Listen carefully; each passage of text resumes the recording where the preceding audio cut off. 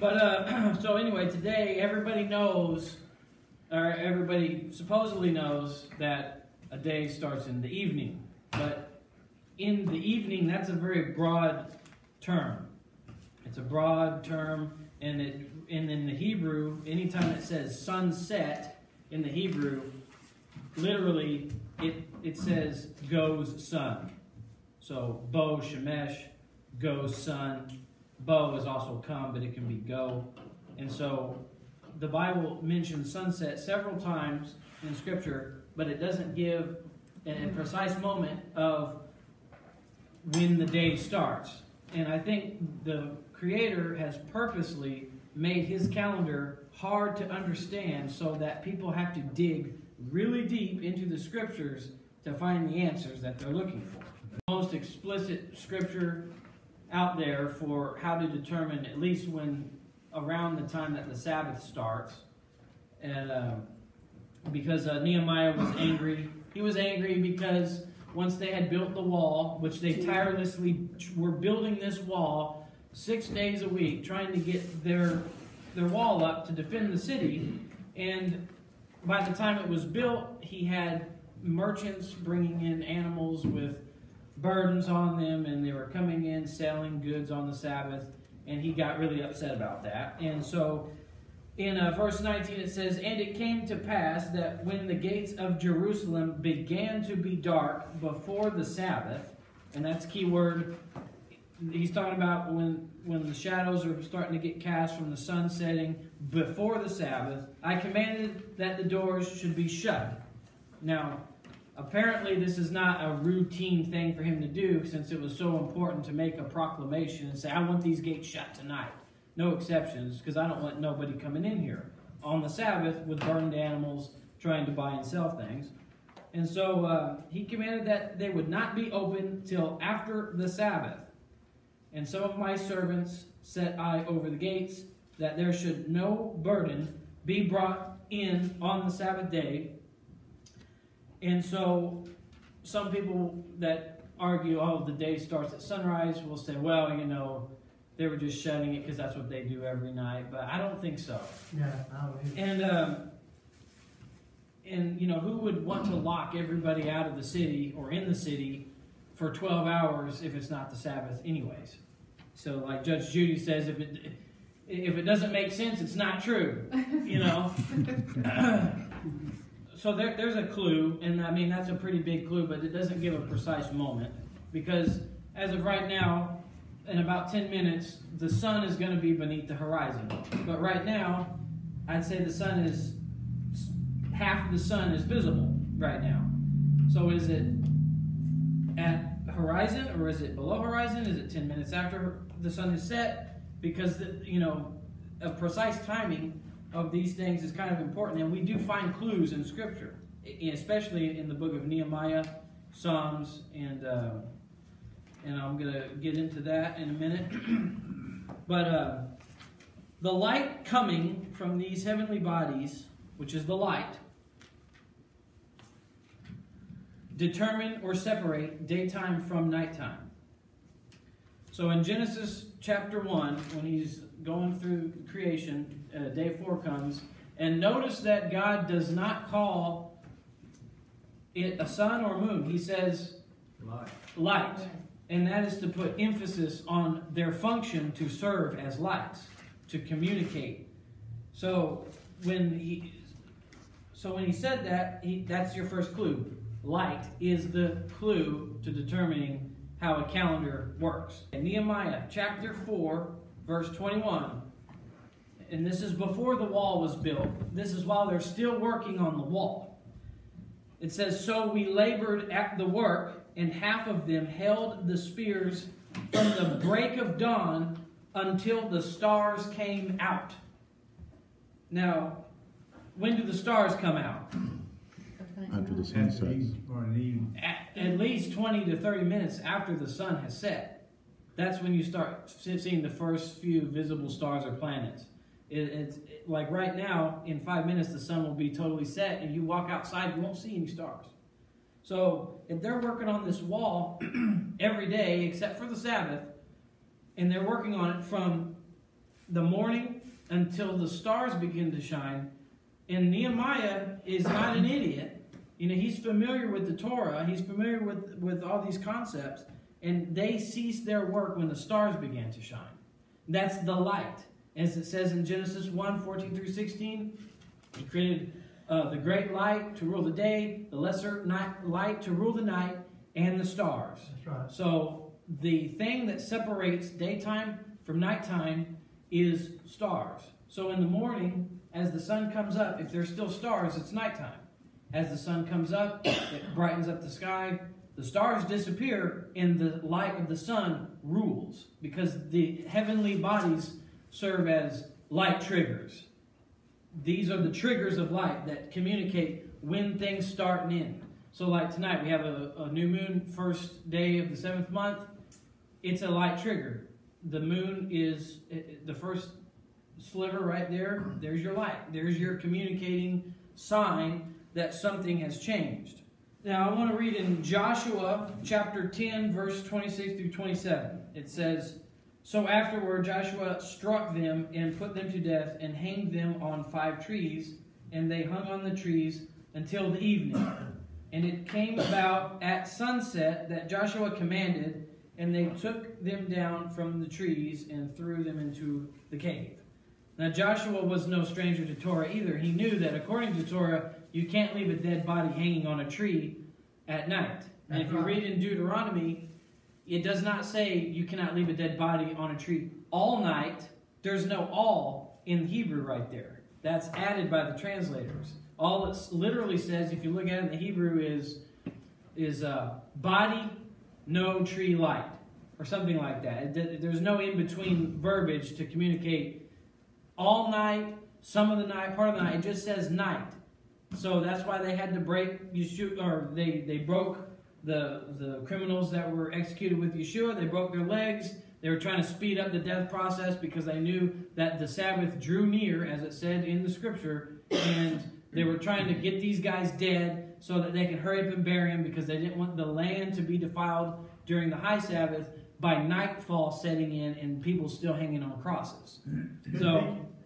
So that's the key. So evening or sunset, and now like I said before, in the scripture, I'm just going to quote this right here. It says, the Hebrew verb bow, Strong's Concordance number H935, is translated as going. I covered that. And the Hebrew word shemesh, Strong's number H8121, is translated as sun. There is never a Hebrew word for down in any one of the 31 mentions of sunset in the Bible. There's no down. Evening is just a broad time. And so if we see sunset in a translation, we should simply recognize that it is goes sun. And now the verb tense may vary depending on what scripture you're reading, but that's what it is. It's goes sun. And that could mean anything. Now we can talk about... May I ask you something? Sure. You talk about stars, and you say we don't see the star. The sunlight is the dominant light, and until it goes farther enough behind the horizon, it is actually shrouding the stars, and that's why we can't see them, is because of the sunlight. Is that what? Well, yeah, when the sun is out, so it's too bright, you can't see the stars. Not unless you have a great telescope. So, in the same respect, though, if we have a clear sky, when the stars do begin, you told me something about it has to be 2 stars reading. Yeah, well, that's tradition. 2 or 3 stars. Okay. But anyway, wouldn't that be that defining, changing point between the evening? Wouldn't that kind of like say, there's the evening because now we can see the stars? Not really. Okay. Oh, well, evening, well, see, that's the thing. In the evening, like, let's take a look at another scripture. It was about Yeshua. It was the Sabbath day, and he was teaching at a synagogue, and it said that as at the setting of the sun, the people brought all of their ill and lame to him to be healed. When the sun goes down, if the sun is shining and it is bright enough to where you can't see any other celestial bodies, that means the sun is ruling the day. Once the sunlight diminishes to a point where the night, the lights that rule the night begin to shine, then there's the transition. And now the moon cannot be used, I don't think, as a determining factor for starting a day, because you can see it all the time. Yeah, you know, just a week ago, you can go outside at 3 o'clock and see the moon right there, and we know it's not nighttime, and that's part of the 2 or 3 witnesses things. And you know, if the sun has gone down, like with Nehemiah, they worked until the stars began to shine. So once the dominant light trigger of the heaven, whatever it may be, sun or stars, once those things start shining, then you know that there's been a change in day. Like I sometimes get in little arguments with people that, you know, say the new day starts at sunrise. I say, why would you end a day at sunrise, right? And it just, I don't know, it doesn't make any sense. Just like right now, there's a new moon. We know that first light trigger, that's one. You know, it communicated that it's the first day of the new month. And so now when we wait, you know, we see more stars. Why would I wait another 12 hours before I declare that it's the first day of the month? Because the light trigger is right there. It's communicating the light. That's what it's for. And does that answer your question? Yeah. Well, evening. Well, when you read evening, evening is just a very broad sense of time. In the Bible, it has to be shamed because in Genesis, God Himself, Almighty God, when did He talk to Adam and Eve? In the evening. In the evening. When were they to make the sacrifice for the Passover? In the evening. In the evening. Were they supposed to wait till it was dark where they couldn't see nothing and start doing it? No. You know what I mean? They were already preparing it. So that, like you say, that evening is a broad term. Right. But as you explaining, when the stars come out, they cancel out the sun. Until they cancel out the sun, you can't really call it because the sun is still a dominant light, if I'm understanding what you're saying, right? Right. The sun rules the day, the moon and the stars rule the night. And I mean, you can use the moon as a light trigger at night, but I mean, it's just one trigger, but you can see the moon at so many different times of the day. Right. So it's questionable how we can use that to determine days.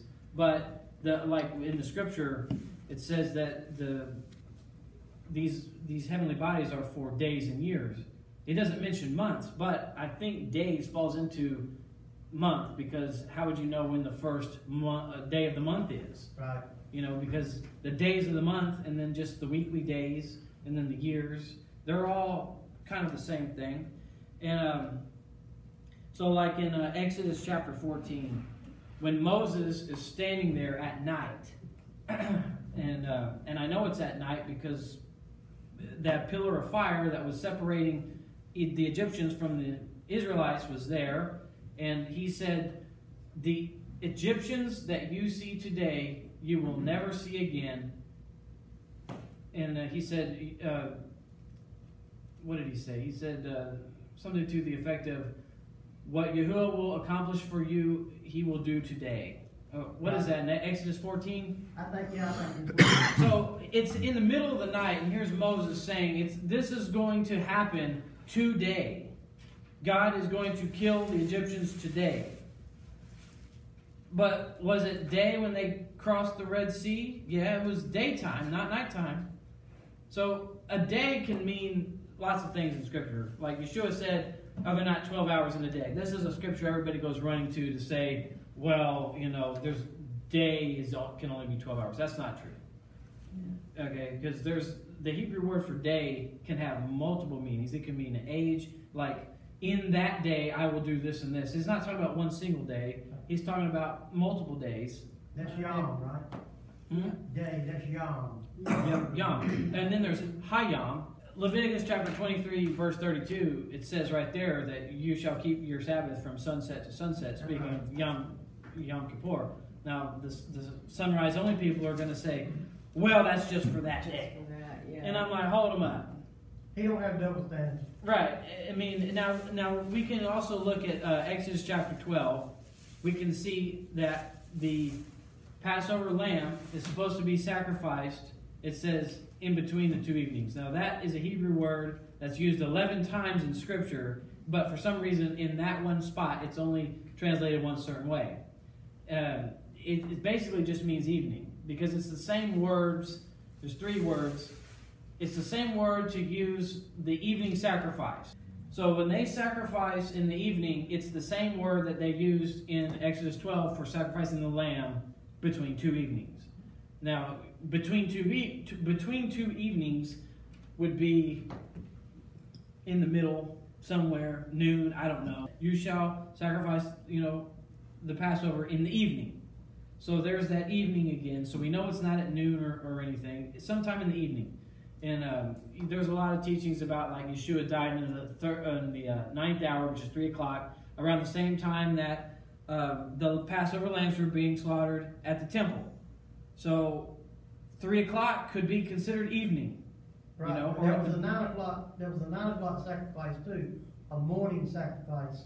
Mm-hmm. Then there was a 3 o'clock evening sacrifice. Well, those are the daily oblations. Right, but with that logic, you could say probably somewhere 3 o'clock or after would be considered evening time. When you say evening, you're talking about afternoon, not evening, as after dark. That's what I would think. Afternoon, right? Not after dark.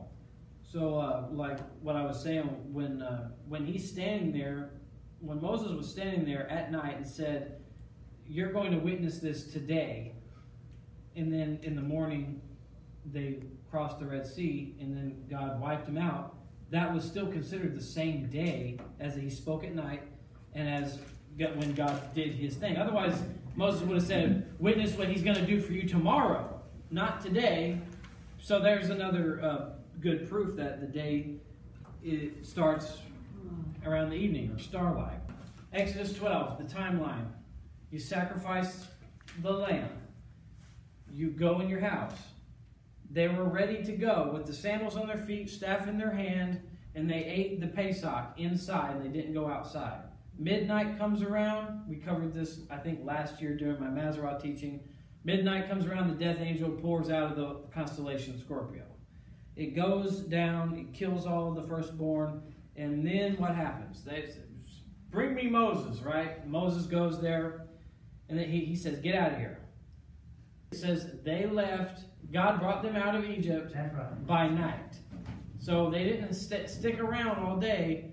So we know that if the Passover is sacrificed on the 14th in the evening, which is not the 15th, it's the 14th, and then as the evening sets in and the stars come out, and it's technically now the 15th, they left that night, and so that's another big proof that the day starts in the evening. 136, verses 7 through 9. To him that made great lights, for his mercy endureth forever. The sun to rule by the day, for his mercy endureth forever. The moon and the stars to rule by night, for his mercy endureth forever. To him that smote Egypt the firstborn, his mercy endureth forever. The key there is he made the sun to rule the day and the moon and the stars to rule by night. Because some people will take Genesis chapter 1 and they will say that he made a great light, the sun basically to rule the day, and the lesser light to rule the night and rule over the stars. But that's not, you can read it like that in the Hebrew since there's no extra word. It just goes night, stars. There's no and stars, there's no nothing. It's just night, stars. So at least with that scripture, we can see that the stars do rule the night.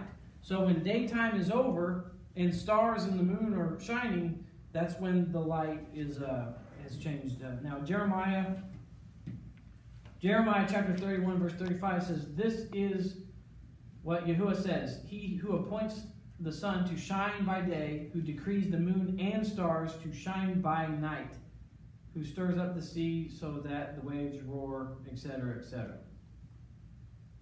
So these are, now about the new moon. We got, conjunction versus crescent versus full moon, all these different ideas about, how to determine this. And a lot of people that believe in conjunction and stuff are good people. I mean, and they're reading the scriptures the best they can. Even though they don't know everything about Hebrew, they will still come up and believe in a homemade conclusion about what governs the new month. If it's a conjunction moon, crescent moon. And, you know, I used to be conjunctionist. I watched a video and I said, well, that makes sense. I'll just believe that, you know, until I actually started doing real research. Josephus writes about the new moon, and he says that they would have witnesses that were trying to spot this moon. Josephus was alive in the 1st century. He was born about 10 years after Yeshua was resurrected. So he knows, and he was there in Jerusalem, born in Jerusalem, and lived there before the destruction of the Second Temple. And he was saying that they had a rule that if somebody saw the new moon, but they were unable to walk, that it was permissible for them to be carried by other people on the Sabbath. Because they said you can't carry anything on the Sabbath. That was a Mishnah law. You could not carry a single item. Now, the Mishnah wasn't written yet, but it was still an oral tradition. You don't carry nothing on the Sabbath. If you do, you're breaking the Sabbath. That's why, you know, when Yeshua said, take up your mat and go home, and he rolled up his little bamboo mat and started walking, he was holding an item, and they got upset about that. So they say it's okay to carry a person who's injured and carry them as far as you can so that they can deliver their witness to the temple or to the Sanhedrin or whoever's in charge of knowing about, you know, these things. And they said that it was permissible in Torah because it says you must proclaim the feast. That these are things you have to proclaim, and that somehow overrides the rules about not carrying a burden. And so then we have Philo, who was born before Yeshua. He was a lot of people don't like Philo, especially Jews, because they say he was Hellenized, but I don't think he was Hellenized. He actually did a lot of work for Jews who were being persecuted in Rome. He traveled to Rome to protest about the mistreatment of Jews. He was in complete agreement with the temple calendar. He was taught by rabbis. He's a real straight-up guy, and he 100% believed in keeping Torah. And he had an issue with Jews who called themselves Jewish but didn't keep Torah. So this is like the most Jewish Jew guy you can get, Philo. And Philo goes in, he writes a great deal about the calendar in his writings. He said that during Pentecost, it was a feast that they would celebrate in the evening, and that they would go and they would have these special loaves of bread, and it started in the evening, and that's when they started their feast. So, I mean, Philo is a good example of when days begin and end. But also Philo talks about the new moon. He goes and very plainly says that the new moon is when it starts to become light again after darkness, basically. You quoted that one year when we were in here. So far we have two first-century, first-hand eyewitnesses to how the temple calendar worked.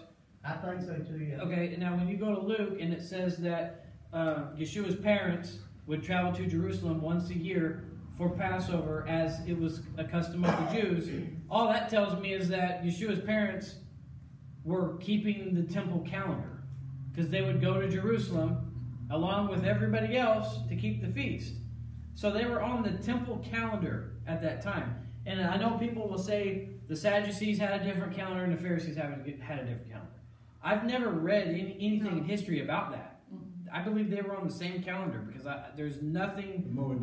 yeah, they were on the same exact way of doing things. I've never read anything to the contrary that the Sadducees had a different calendar system than the Pharisees. Now, the Sadducees were primarily the ones who were the priests. The Pharisees were in charge of the Sanhedrin.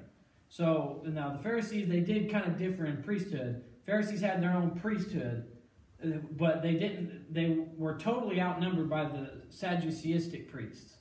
And now they were in agreement, though, as far as I can tell, with anything related to calendar. What he was talking about the Gamaliel in the Gemara writings and in the Mishnah. He also had these little pieces of stone with images of the moon carved into the stone, Right. that he would ask the supposed witnesses, what kind of moon did you see? And they would say, well, this one or this one, you know, and he would cross-examine them. And the whole reason that they started getting witnesses and that became a thing was because at first they communicated the new moon by lighting a fire on these mountains. Right. Now, even if it was the Sabbath, they would light the fire even on the Sabbath because it was that important to them to proclaim the Moedim. And so the problem is the Samaritans started lighting false fires, and then when a couple Jews would see these fires, they'd be like, light it up, we got to, you know. So it caused a whole lot of mess-ups where people ended up keeping the feast days on the wrong days. And so that's why they came up with all these rules about witnesses and cross-examining witnesses and all this, so that they would get the feast days, you know, correct. And the Torah actually says 2 witnesses, so. What's your brief definition of conjunction? What identifies the moon being in conjunction? Oh, well, that would be... I mean, what you said, people that believe in that. What? Okay, well, scientifically, conjunction is when it's the synodic cycle of the moon. So let's say that the moon and the sun are pretty much lined up. I mean, a true conjunction would be an eclipse. Yeah. We're not saying true conjunctions. We're just saying where the sun and the moon are hitting the same right ascension on day, so they're lined up to where the sun is blinding you to where you can't see the moon. And so that's considered a conjunction, or what the conjunctionists believe in. So they go off the darkness of the moon. Now the darkness of the moon could last, you know, at most 3 days sometimes, but 2 days most of the time. And a lot of them will just look at the waning crescent in the morning to determine when that conjunction is, and they'll go off the first day of conjunction. You still got to cite that. Exactly. Now, that's how the Persians did it. They had a lunar calendar also. Okay. They would use the waning crescent, which comes up in the morning, to determine when because they use conjunction also. But the synodic cycle of the moon is 29.5 days, and the sidereal cycle of the moon is 27.3 days. And well, we covered that last time about those different types of cycles. There's also the anomalistic cycle and the draconic cycles of the moon, which have to do with distance and, you know, how high or stuff they are. Is getting off Gets on deep. Long as we're off subject, I got one more question. Sure. I've never thought about it, heard about it, read about it. No, I just don't know. The Pharisees and the Sadducees that you speak of, were any of those from the sons of Aaron? Yes. They all were? Not all of them, but a good portion of them. Zadok, everybody in that time tried to claim that they were sons of Zadok. The Essenes, they all said they were the true sons of Zadok. And then you've got the Sadducees, they said, we're the sons of Zadok too. And then you had some Pharisees that were saying that. And there's actually a lot more evidence to suggest that the Sadducees were the true sons of Zadok, which would have been descendants of Aaron. And now the Sadducees, they were kind of a different breed of people. They're an aristocracy that were pretty much set up during the Maccabean revolt of the 2nd century BC. So most of them were descendants of the Maccabees too, or some of them. I think there was only one surviving son of Mattathias, and he had children, and those children became kings. And it was within that family, as it grew and big family, it was like an aristocracy. You know, we're pure blood. You're not pure blood. You don't have the right to serve in the temple. And so all these the Pharisees, they got all upset about that. And so around that time is when the Pharisee movement started. These were sages and scribes, and they were like, I don't know why these people think that just because they're related or have pure blood or whatever, that they could just push us around. You know, we're important too. So there was a couple civil wars between Sadducees and Pharisees throughout the centuries over stuff like that. And they would, you know, they kind of came to a compromise. It was actually thanks to the Sadducees and the Pharisees. It was their own fault that Rome got involved, because one of the last kings, his name was, I think it was Janus, or it was some Greek name. He was a Jewish king who was a descendant of one of the Maccabees. And he had 2 sons, but he died before he would rule his successor to the throne. So these 2 sons were at each other's throats. And the younger son joined up with the Pharisees and said, if you help support me and make me king, I'll be sure you become priests. A little politics going on. A lot of politics. And so Pharisees are like, yeah, we'll do that. And so there was a civil war. It got real bloody. And then it was so bad, one of the brothers, and it's contested to this day which one of the brothers invited Rome, but somebody said, Rome, can you please come and just arbitrate this disagreement so we can stop the bloodshed? And Rome was like, sure. Whoa. What a better time to strike than when everybody's half dead and wore out. So they went in there and took over and said, we'll arbitrate, but now you belong to us, everything, taxes, and that's that. And that's how Rome rolled.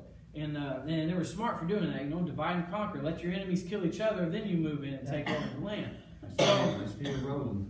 So both sides hated and blamed each other for that. Right. They hated and blamed each other for that. And there's not too many Sadducee writings that still exist. The Pharisees were the ones that really wrote the Mishnah and the Talmud and all that. And they are very biased, and they just really try to erase history. They changed ideas about Hanukkah. You know, they wanted to say that it was oil burning on the menorah when that's not anywhere in ancient literature. It was actually because they could not stand the fact that this family, the Maccabee family, who were Jews, basically. I don't even know if they were Levitical all the way. I don't know too much about the Maccabees' lineage, but they can't stand the fact that they were the ones that sanctified the altar. And that takes 8 days. Yeah, so they wrote up some silly stuff about oil, and they made the whole thing about God, miracle, and this and that. And it was like, we just need to. It's just like CNN News, you know, like, oh, don't pay attention. Yeah, and that's basically what the Pharisees were. The Pharisees were like Democrats. They were exactly like leftist Democrats that kept Torah, strangely. And then the Sadducees were the far right, you know, aristocracy. So we got through those scriptures. I want to talk about the Elephantine Jewish manuscripts of the 5th century BCE. So we all know the story about how Babylonians came in and wiped out the temple. Okay? Before that happened, there was a group of Jews, a lot of Jews actually, that escaped Jerusalem and fled to Egypt. And God told Jeremiah, hey, tell them if they try to go to Egypt that they're going to get in trouble and the Babylonians are going to invade Egypt. They didn't listen to that, and instead they fled to Egypt, and I think they took Jeremiah with them. And you can read about that in the book of Jeremiah. So that first they went to a city that's kind of far east of Egypt. And then, as God said, Nebuchadnezzar tried to invade Egypt, and he failed. He got so far, and it was just too tough, and he turned around and hightailed it. It was during that time, I believe, that these Jews that fled Egypt again fled that area and went to Elephantine, which is an island near Egypt. And it was on this island that a whole bunch of scrolls were found, still preserved from that time. And that was what period of time when they found them? The Byzantine there? Is that what you're talking about? No, I'm talking about the 5th century BCE. Okay. This is, I'd say probably about 70 years after the Temple of Solomon was destroyed, when these Jews had taken up residence in Elephantine, and they had never even seen Babylonian captivity. They don't know nothing about Babylonian captivity. And that's how a lot of calendar people like to create a straw man argument saying, well, that's just because they learned that from Babylon, and they brought that junk from Babylon with them, and that's why they keep the Sabbath at sunset. You know? It's like, but not these guys in Elephantine. They never saw Babylonian captivity. They don't know nothing about it. That's a good point, man. In fact, these documents have been dated with some 2 dates and 3 dates. Now, this is important because this is what I'm going to talk about in my next teaching, and how can you determine a new year. But we can look at those dates, which one was a Hebrew date, one was an Egyptian date, and one was the Regnal Persian date of that era, of that area. We know for a fact that the Egyptians used the solar calendar as their civil calendar. So the Egyptians had a lunar calendar, but it was mainly for one of their weird religious cults. And it never really got far, but their main national calendar was the solar calendar. And we know that they never started their year until the vernal equinox. And so that's the first clue. We know they started it only at the vernal equinox. Secondly, we got the Regnal Persian date, which we can go back knowing when certain things happened on those dates just with the Julian calendar. And then we have the Hebrew date, which is lunar based. So these documents were discovered, I think, like in the late 1800s. Half of them were stuck in a guy's trunk of his car for 50 years, and he died, and they rediscovered half of them. All of the manuscripts were dated back to that time period. And when you take those three dates that are written at the top of these writings, you will see exactly how they kept the moon. Just you can hop on an astronomy software, type in those dates, go back to that time period, and see if they was doing it crescent or conjunction. In which they've already done that. I can't remember the guys who broke that down. They worked at I think at the British Museum. They looked at every one of the documents, looked at the dates, reverse engineered the astronomy behind those dates to determine how they started their years and how they started every month. So there's a third witness, which is pre-temple destruction of how they started months, but also there's writings about how to keep Passover. There's something called the Passover letter. It was a guy writing a letter to someone in Jerusalem from Elephantine explaining how to keep Passover. And all of that information is right there, and it all proves that the day starts, around sunset. So, we've got a whole bunch of evidence that pretty much blows away any homemade conclusions that people come up with about a biblical calendar. So, yeah. One little quick review on my understanding. Who was it that you said initiated the winter equinox as the beginning of the year? Who you said started that tradition or that? Oh, the winter equinox as the beginning of the year? Isn't that what you were just talking about? Oh. No. No. I was talking about the vernal equinox.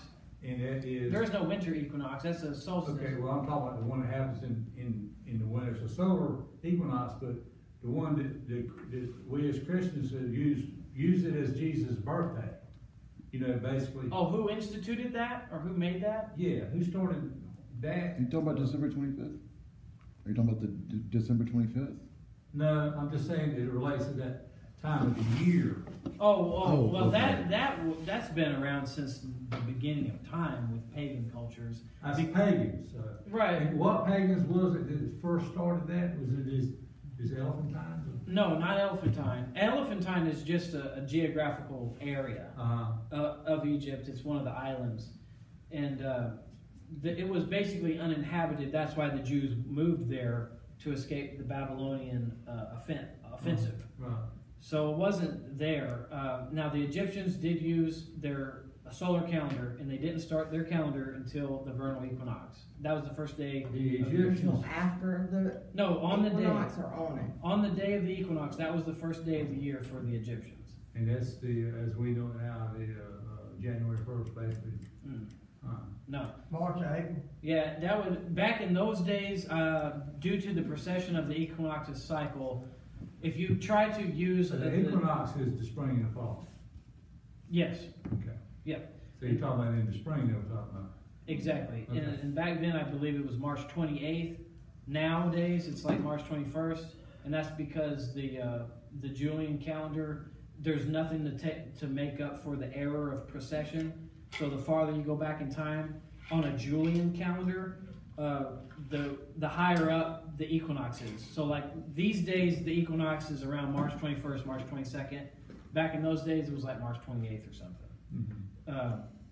So that's when their new year was, pretty much every day. Or So every year. you're saying, well, I mean, isn't that when the Israelites call the New Year is in the spring? Yeah. So it's the same as the pagans did? Yeah. On our Julian or Pope Gregory calendar or whatever. Because, yeah, it's not a Julian calendar anymore. It's Now, Pope Gregorian. right, a Gregorian. I mean, and actually, the Gregorian calendar is better than the Julian calendar, in my opinion. Just Yeah, but we own the mathematically. Gregorian calendar right now, right? Pope Gregory changed all that. Yeah. Now, I want to say, too, that the Babylonians, a lot of people think that the Babylonians started their year in the 7th month based on some of the writings in the Babylonian cuneiform tablets, because they would add a second Elul, but they would only do that every 20 years. And that's a big misconception. The Babylonians also did start their year in Nisanu, which is the Babylonian month named Nisanu, transliterated Hebrew, that's Nisan. So Nisanu was the beginning of the year for the Babylonians. I don't know why the Babylonians added a second Elul. Nobody knows why they did it. I don't know. It was probably some weird religious superstition behind it. But they did it every 20 years. They added a second Elul, which is why people thought that they started their year in the 7th month, but they didn't. So. Well, see, that was my misunderstanding. When you're talking about those ancient people who had initiated the equinox, I got it mixed up with the solstice. Oh yeah, that's fine. Winter solstice. Yeah, the winter solstice. Yep. So that's what I thought you were talking about. That. And then I said, well, that's not too far from what happened to Christmas, that time of year. Yeah, well, the interesting thing about that is, whenever the winter solstice happens, the sun, as it's setting over here, it's going to go way over here to the right, and then once it stops there for about 3 days, and it starts moving back. And then when it reaches the middle, that's your equinox. Sun keeps going that way, there's your summer solstice. Sun comes back this way, fall equinox. Goes back this way, winter. See, that's how the sun goes. It rises and sets this way. So these are triggers. These are still triggers of the sun. Right. These separate the seasons. So spring, fall, winter, summer. And every time that sun hits that trigger point on the horizon, that's when the seasons start. Now, the ancient people, what they started doing was, wintertime, and everything's, starting to die, or fall time, everything's dying. By the time the winter solstice rolls around, the sun is way over here, and it's going to set like 2 or 3 times in that same area of the horizon. 1, 2, 3. You won't really start to visibly notice a change in the sun's setting direction until after 3 days, when it starts bringing its way back this way. That's why that's the birth of the sun, because it's alive throughout the whole year, and then it goes over here and it stops, and everything's dead, and then they say the sun is reborn and starts coming back this way. So December 24th, December 25th, like December, now back in the day, again, you got to think about precession of the equinox's cycle. Back in the day, the winter solstice was probably on December 25th, Now it's December 21st or December 20th. It varies, it just depends on a few things, but. That's what Constantine called Soli Invictus, the unconquerable sun. So you never knew where it was going. Right. And it's interesting, that the sun would set there 3 days. I mean, Yeshua was dead for 3 days in the grave. There's a lot of strange prophetic imagery going on up in the heaven that, pagans, of course, they see it and they run with it and they throw all their gods into it and they try to come up with narratives for superstitions and things. And then, we see a lot of things like, look at the moon, for instance. The moon is a she figure in Scripture, just like wisdom. So anytime in the Bible God refers to wisdom, he's going to refer to it as a she.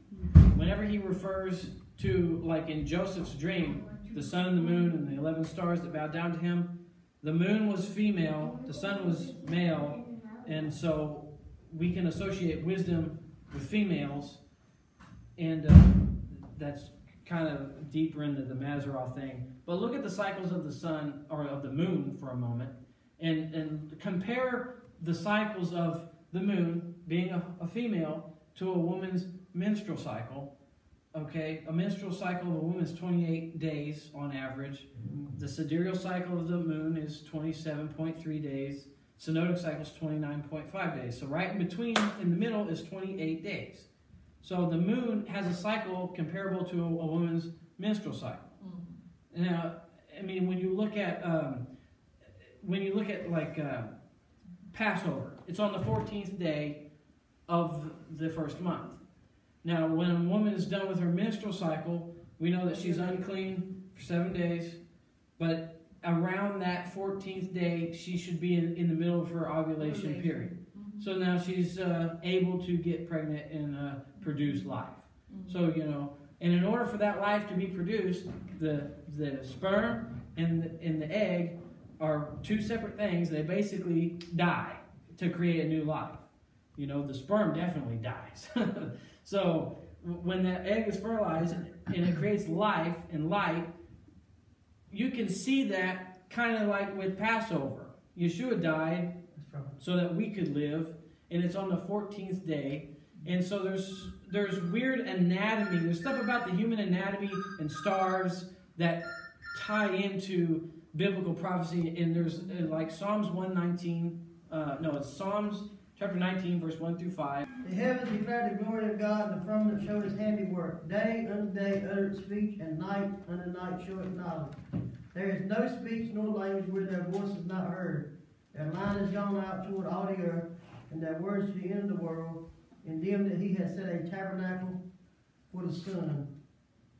So what you just said right there.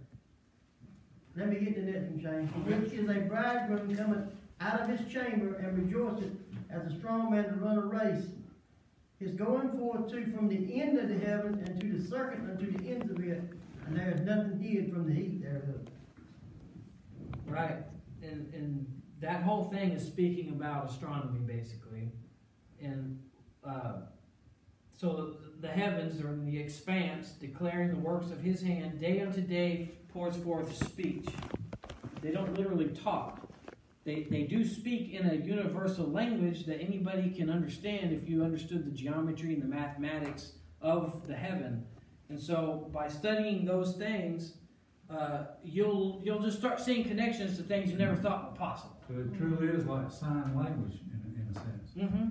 Like that flag right there, the Jewish flag of Star of David, that is an astronomical symbol that dates back to all ancient astronomically driven cultures. They understand what that symbol is. That's called a grand trine sextile. That's the geometry of what that is. And they basically, what that represents is 6 planets. Whenever planets are in a triangle, it's called a grand trine. So if you got Mars there, Jupiter there, Saturn there, like as if the Earth was round here, and we're in the middle, it would create a triangle. So it does that occasionally? Yeah, well... Okay. So did it do it any particular time? Like I saw a documentary called The Star of Bethlehem one time, and he was talking about that. He said one of the theories that they thought what the star that was saw by the Magi was that arrangement that produces the 6 things. I saw that documentary. And he was absolutely correct. Okay.